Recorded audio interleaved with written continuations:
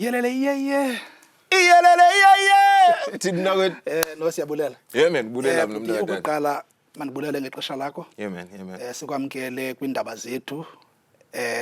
We are here namhlanje to celebrate you. Ndiyabulela mnta kwethu. Especially what a coincidence ngalenyanga.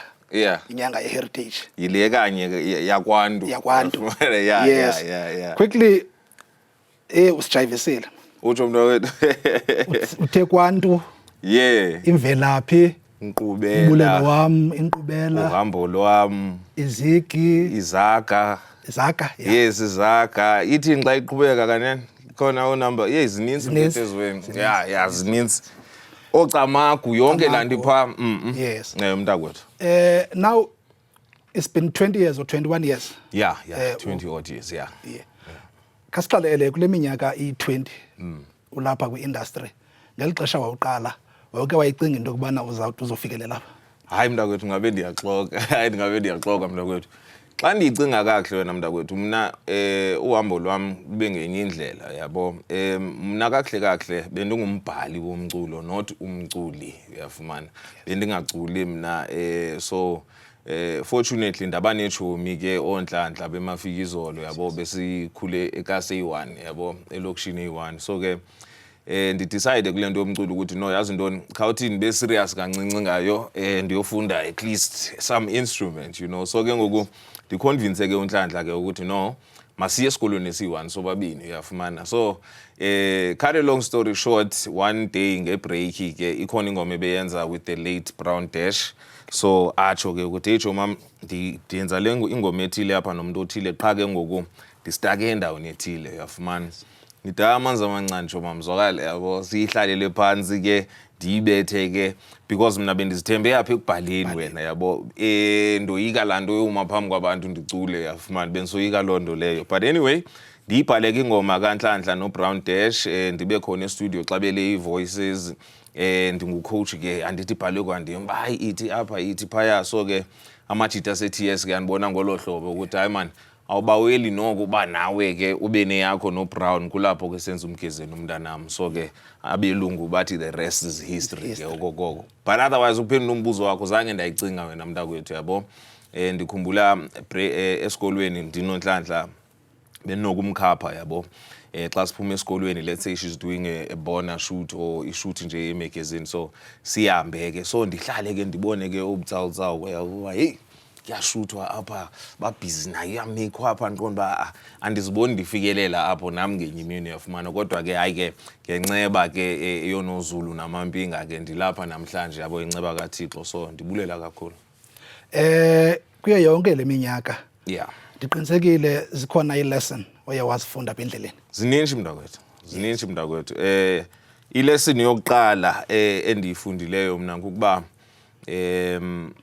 appreciate le ndawo kuyo for as long as ukuyo because ayikho guaranteed uba nangomso kuzawuba njalo yafumana eqaleni kwami ucula abaninzi abantu bengicula nabo abanye babo sebashiya inyama sebasweleka abanye babo izinto zange zihambe kakuhle so i-lessons zona zikhona mntakwethu zininzi ukuthi kufuneka uyithande lento yenzayo and uyinike your all into yenzayo yafumana because like uDeshe bethanda ukusho ukuthi puff and pass there's always going to be a new artist there's always going to be a better artist yabo so it's not given it's not guaranteed ukuthi wena uzawuhlala unguyiyelele yeye kokoko yafumana so yeah man ndibulela nje ithuba uba ndiye ndagcineka apha eMzantsi until this long you know like ndiselapha emculweni ndibulela kakhulu ngalokho eyona nto ndiyithanda kakhulu yes sir eyona nto iyabangela mna nabanye abantu ndiqinisekile bayiqaphele kuwe okanye bayithande kakhulu ukuthatha isigqibo soba ucule ngesiXhosa ewe sikhona ingoma uyazisebenzisa zonke languages yeah but i-footprint yakho ilapha kakuhle esiXhoseni yeah intoni yabangela uba ugqibe kwelokuba ngoku ndifuna ugxila ndicule apha ndicule ngesiXhosa xa ukhumbula mntakwethu xa ndiqala mna into yocula ngesiXhosa was not really fashionable ngelo xesha yafumana especially for a young boy you know so wonke umuntu ufuna uba litsawutsawo wonke umuntu ufuna ucula ngesilungu yafumana kodwa ke ndingabulela ndithi ndibulela abazali bam umama notata indlela mhlambi endikhuliswe ngayo okanye nendawo endikhuliswe kuyo because ndizalelwa eNelspruit ndithi xa ndina 3 months ndimuvele eBhofolo so ndikhulele ke eBhofolo ke ngolo hlobo ndize eGauteng ndina 7 uyafumana so ke ngoku into yenzekayo xa ufika apha eGauteng ekhaya it was a rule ukuthi ewe singawafunda amanye amalwimi ne kodwa kufuneka sithethe isiXhosa endlini ukwazi uba singalibaleki uyafumana uthi xa ugodukile ke ngoku uvakala uba noko ikhona indawo eyilozayo kulo muntu isiXhosa sakhe asihlelanga ncam uyafumana so ke utata nomama bebenza sure uba every holiday it's either uzawuya eEastern Cape okanye uzawuya eMpumalanga uyafumana so that way ke ndafunda ke uyabona nokuthetha isishangani into ezinjalo yabo so unyanisile wasithi amalimi wona ndiyawathetha ngobubanzi wabo kodwa ke ndithathe isiXhosa ngani ngoba ndingumXhosa kakade utata ngumXhosa ndiyazidla ngokuba ngumXhosa and I feel uba isiXhosa is a beautiful language, you know. It's a super nice language ukuthi especially xa ucula, you know, hey ininzi into ongayenza nge-lyrics zesiXhosa I feel. Esibubu sisho eqaleni bengekho fashionable ngela xesha yobana umuntu acule not only kaXhosa ngeveneke especially Afro pop. Yes. Ndiyaqonda noba ibingoRingo. Yeah, ibinguRingo nje. Ndifuna uya kwinto ethi ke ngoku ngubani wena owakukhuthazayo who inspired you uba uzo ndide ndicule ngesiXhosa. Yes. Enyanisweni mntakwethu ndingathi nguThembi Nkosi Nciza noRobbie Malinga. Yeah, those two people, uTK no Robbie, because xa bedibana nam nabo eTS yeah ndingabhala nangantoni na kodwa ke bendithanda ireggae mostly iculwa ngesilungu yabo so ndathi xa ndibavisa idemo yam my first ingoma yam yokuqala endiyenzileyo was a reggae song enesilungu ngaphakathi uyafumana but lathi xesha xa limane lisiya wanicebisa uRobbie noTK ukuthi it would be much better yabo ungakwazi uyenza ngesiXhosa lento ungakwazi ntoni so ndiqonda ndingayenza nangantoni na le way so ndiqale ke ngoku ndibhale ke ngesiXhosa and I figured ukuthi xa ndimane ndibhala ngesiXhosa ndingena ke ngoku for sure ke ngoku ingabi into oyithunyelweyo ukuthi no khawucule ngesiXhosa ibe yinto ephuma kuwe nawe uyafumana so yeah ndibulela uRobbie noTK for that kalonto zininzi award ozifumeneyo mntakwethu wathengisa neplatinum ezininzi mntakwethu usophula ama-record especially kule genre le yeah nawe ndifuna ujonga ye ngoku xa ujongile ukusuka ngoku wawuqala ukuzokuthi ga ngoku ingaba kule genre kanye Afropop ingaba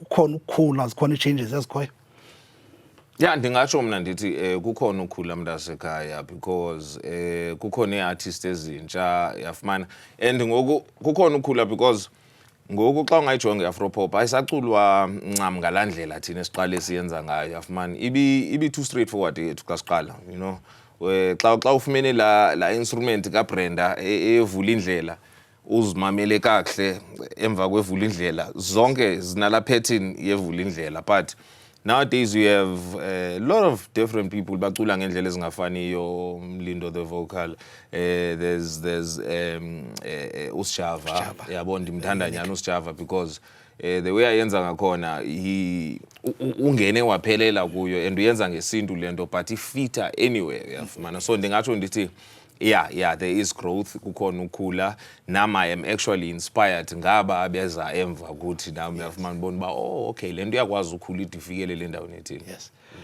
sawuba senza nganto lenyanga inyanga ye-Heritage Month siyayiqukumbela ngoku mntakwethu kumntana osakhulayo opha ofuna ufana noNtando acule umculo wesintu okanye acule ngelwimi lakhe nokuba leliphi ilwimi but lo mntana ufumana ipressure apha ngaphandle yoba ucula skrikr and then naye akazazi so ungamkhuthaza uthini ndingamkhuthaza yena mntakwethu ndithi lo mntana omncinci ayikhathaliseki ubucula isiXhosa isiZulu isitswana isivenda isishangane isipedi isindebele noba yintoni uyafumana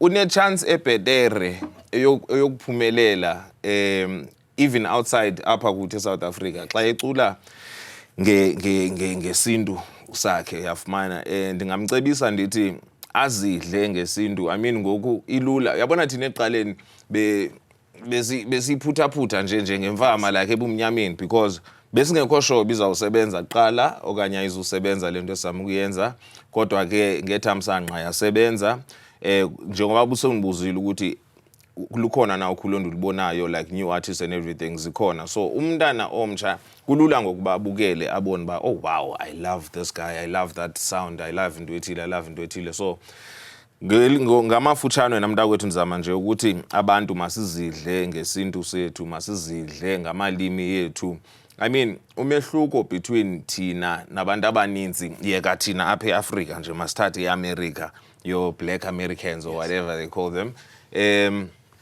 umuntu uyafana nawe ngokwebala xa umjongile kodwa imvelaphi yakhe akayazi ncam okanye ayivelanga yade yaphelela yafumana naye uzalwa sizalwa pha eAmerica akazi uba kwenzeke ntoni nini phinjani so ndisatsho mna ndithi sinethamsanqa kakhulu thina as ama-Afrika ukuthi sisakwazi thina ugoduka ulathi uthi no ndiyagoduka ndiye eBhofolo ufike eBhofolo yabo kunabantu abathile eBhofolo ndiyagoduka ndiye eBush ufike eBush kunabantu abathile yabo into ezinjalo so ibalulekile kakhulu namntakwethu into ukuthi sizidle sizidle kakhulu njengoba benditshilo eqaleni ndathi sicelebrate wena kule minyaka i21 or 20 ukhona apha kwi-industry abantu bakho bayakuthanda bangaphandle ndiqinisekile nawe naxa nobuye kwiphi province xa ufika uthanda uyalibona uba lukhona nyani now bayarhala abaninzi into bana uke umane ujikeleza ufikelele nakubo so ingaba zikhona izicwangciso ezinjalo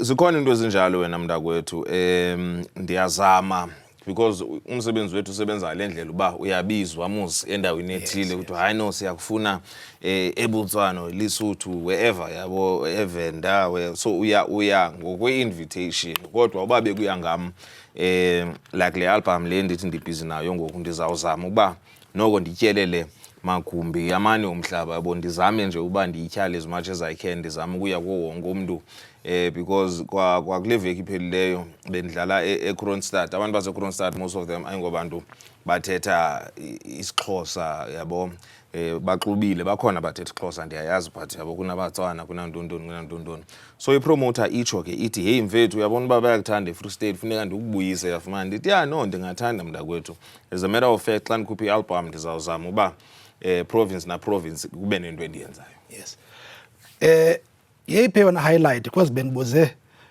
i-challenges eziye zakhona endleleni yeyiphi yona highlight yakho kule minyaka ukhona kwi-industry zininji mntakwethu kodwa ndingathi nje i-highlight kum eyokuqala kukuphumelela nje because kum ibiliphupho elifanele abanye abantu mhlawumbi hayi mna yabo andithi ndiyazazi uba ndizalwaphi njani so bendingayicingeli into yokuba nami ngenye imini ndingaze ndibe ngulo mntu ndinguye namhlanje so i-highlight zininzi mntakwethu obviously abantu endisebenze nabo most of them zi-highlights like to have worked no Robbie no Brown Dash noba bangasekho apha emhlabeni kodwa zizinto ezihleli nje zihleli kwiingcinga zami ezo zinto so ne-awards ke ngalamini ke kuwinwe awards yafumana zi-highlights ezo but the biggest highlight for mna iseyile eyenzeka qho kanti stage yafumana like luthando olufumana ebantwini eyona highlight yam leyo ucula nge-topic ezahlukeneyo ezininzi but yacula ngothando kakhulu abantu bakwazi kwelo cala khona ingoma ethi kulukhuni I think it's more gospelish nice song kunelicala abantu abaninzi endiqonda mhlawumbi abaliqapheli okanye abaliqaphelayo ngabona abantu bakulandela kakhulu eloba you are very conscious about into eziqhubekayo khona ingoma ethi umhlaba wami khona enye eyayisithi izithembiso what is that yazazi mna ndandingekho xa kulwela inkululeko so untando yintoni inspirishayo xa esenza umculo zininji mntakwethu njengoba usisho ukuthi ndingumuntu oqhele uba ucula ngothando kakhulu nangoku ndinazo ingoma zininzi ezothando kodwa linye icala othetha ngalo the conscious side of things I feel uba as much as lingatyhalwa kakhulu yabo on TV and radio and things like that because zifuna lamjuxuzo right but zibalekile zongoma yezo yabo because kukho kukho abantu abaninzi especially abantu abantsundu abanga-understandiyo ukuthi kusekhaya apha uyafumana kusekhaya apha xa ugxothwa apha okanye xa uphiliswa kabuhlungu apha kuthiwa uphile phi njani because kwezinye indawo kaloku baza kubulala kaloku awungolapho uyafumana awukwazi usuka apha uye eChina uyoyenza the way ufuna ngakhona uyafumana ayisebenzi ngolo hlobo so ibalulekile into yokuba zama-Afrika noko apha ekhaya makube khona indlela yokuba noko umntu akwazi ukuthi kusekhaya apha ungahlali ingathi akho kokwenu andiyazi andifuna ungena kuyo ngamandla mntakwethu kodwa ke yinto enjalo endifila uba even the young generation ekhulayo iyabona uba mhlawumbi kukhona into off somewhere somehow uyafumana masingathi kumele kube njalo akumelanga kube njalo uyafumana so masizame ukubabonisa abantwana ukuba no ungumuntu othile ukwazi uba xa sizawuthetha nge-heritage umuntu angayi-understand nalo heritage ayenzi sense loo nto leyo uyafumana ukuze azidle ngale heritage funeke ayifile le heritage uba ndisekhaya xa ndilapha. I-album yakho ezayo ndifuna sithethe ngayo xa sesizawuvala. Okay. Okwangoku ndifuna ujonga kule minyaka futhi another 20 years ezayo uNtando umbona uNtando as an artist umbona phi? As an artist, yeah, well,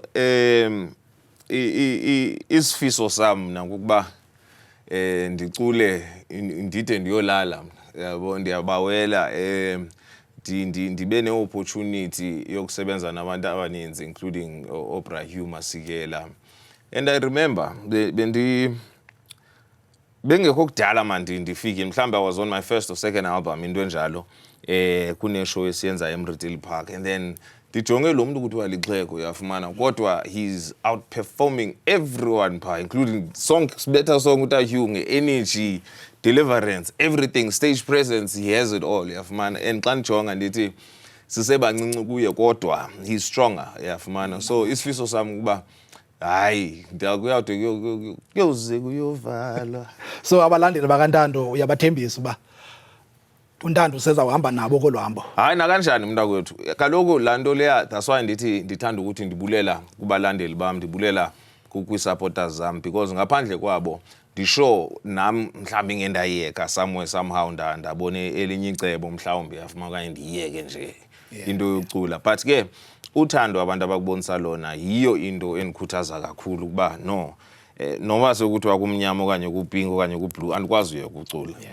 noba ungandiphi imali yakho leyo uyiwinile izolo ePowerball mntakwethu andinawuyeka ucula yafumana yeah andinawuyeka ucula. Ikhona into ethi ke kuthiwa umthi omnye awulenzi ihlathi or 1 tree can't make a forest. Can't make a forest. Nawe zikhona i-feature uke wazenza wacula nabantu abafana noVusi Nova nabanye sentsho in future ngoba nohalela usebenza nabo. Hey zasokole izizindwana kodwa ndisaphuma na last Java mfethu. Java. Yeah ndisaphuma na last Java yafumana. Yeah one day if kuyenzeka I feel you know sometimes xa ucula let's say ucula okay mandenze example ngomuntu ongazondisokolisa masithi ucula noVusi uVusi Nova we understand uVusi uphi we are very similar right kwinto esiyenzayo so uyayazi na ubucula njani but the minute uthi ucula no Bratsepo Thula then kufuneka kuchinje something uyafumana so ngoku that's why ndizama ukuthi umuntu enibawela ucula naye ngaba aba bangoku uyafumana abazana le Afro pop yangoku i-unleasha something else nawe kuwe loo nto leyo so nam ndingathanda uzibona wena ndipha kwezilight yeah masizoya kule album ke ngoku ikhona isingle ephumileyo ethi Manikiniki yeah before iqhuba njani le single ithi lo manikiniki ngohamba hayi qhubela kamandi mntakwethu ndithanda ukubulela mani kubantu actually stream the song abantu abadownload ingoma I mean I was really shocked yabo ndothuke kakhulu mfethu ukubona like i-response yalo ngoma le I was like okay so yeah yiyo futhi Manikiniki ke enityhalele entweni yokuba yazi ntoni ithi ndivele ndenze album once yafumana yeah because abantu bayabuza musokokoko ukuthi okay sharp sifumene ngeManikiniki ithi enye iphi yabo so ngokufuneka ndenze i-album because anyway mina apho ngiqale khona na the way besenza ngakhona singabantu be-albums yafumana into yangoku le yesingle lena yafumana yeah so I think ngizawubuyela kundala qanda lashe ndikhuphe i-album nakwethu talking about into ye-singles yeah ine impact enjani kunezi artist lo mcimbi because I think ndingumuntu wakudala ndiyathanda uba ndibe neside esandleni. Uyayibamba apha esandleni ukwazi umboniso. Yeah. No, inayo any impact yabo positive and negative yabo. Negative ngendlela yokuba kaloku eqaleni ubukwazi ukuthi uba okay xa ndithengise iCD ezinga kuza kwenzeka so kodwa ngoku inento nje eninzi yafumana enga-understandekiyo ukuthi okay sharp zi-downloads but now why ungayifumani yonke le mali ye-downloads why ufuneka yabo kunento nje eninzi eyenzekayo kuyo so ndingatsho ndithi yi-disadvantage kum leyo but i-advantage ukuba ngoku it's easier ngoku for anyone untando ohleli phaa endlini ofuna ukurelease yabo ingoma yakhe it's easier for lo mntu lo ukuba azenzele ngokwakhe. He doesn't have to go through a major record deal or a TS Records or a Ghetto Ravo. No, ungazenzela wena endlini uyigqibe into yakho yonke apha uyikhuphe yabo so it's easier that way. Yes. Ndiqaphela into enye uNono izobakho ingoma ethi imoto. Aw. Dumawandi le moto. Aw. Yowandichukumisa. So singalindela futhi ingoma ezinjalo kule album uzayo. Kaloku cha anikwazi uyicula ngokungakaphumi. Ziyageza izintwana zingayithatha man. Ziyageza izintwana. No ikhona ndenze like maybe izintathu zine but ke yabo ndisachuza ndisacheka because kufuneka into yabo ezawubetha la Nono ezawubetha la moto yami yafumana but lo mculo lo mntakwethu ngulo mculo ndithi asikwazi uyeka lo mculo lo yabo noba ungaba nemali njani ube ngumuntu onjani lo mculo ngwasekhaya uthi xa ugodukile ubone abafana awusoze usive sicule enye into sicula ligwitsho waya pha yafumana and igwitsho I feel is the best sound esirepresentayo thina njengama Africa even internationally. Tata siyabulala kakhulu kwinto ethi umculo wakho uyawaphilisa abantu. Umculo wakho uyabonwabisa abantu. Umculo wakho uyazakha ifamily zabantu bayatshada ngomculo wakho. Umculo wakho uyabosula abantu inyembezi xa kukubi. Kunengoma pha ethi ixesha. Yeah. Babe lazile. Ixesha sinalo. Bendingasose mna ndidlale nga. This is the longest interview I've done ndingaculi inkosi yami. Yeah, okay sharp. No it's fine. Lo ngoma leyo uxolo ukuqhawula. Lo ngoma leyo ingoma bendiyenzele uBrown Dash, the late Brown Dash. Yes. Bendiyenzele uBrown Dash lo ngoma leyo. Uxolo yeah singaqhubeka. No that's very touching. Enye ngoba lo ndizama ukuthi siyabulala kakhulu tata man. Siyabulala kakhulu kambe lo ntando siyamdinga nakubenye iminyaka eyi20 ezayo nolonwabo futhi oluninzi oluzayo. Ndifuna ukuthi ke ngokuwe khawusishiye nomyalezo njengoko sivala lenyanga yeHeritage nomyalezo nawo ukubulela mhlambu abalandeli bakho kule minyaka. Njengontando wakwantu into yokuqala mandithi ndiyabulela kuni nonke bendingaqondanga uba ningade ninithwale ndifikelele kule ndawo ndikuyo. Dilapha nje namhlanje ayonhlakanipho kaNtando okanye uNtando Clever okanye kutheni. Dilapha namhlanje ngani ngoba you have allowed me ukuba ndibe lapha. So from now and forevermore ndicela nibambe njalo ningadinwa uNtando wakwantu aka iyelele uNtando wakwantu. Ndiyabulela iphofolo. Camako. Wow, Camako.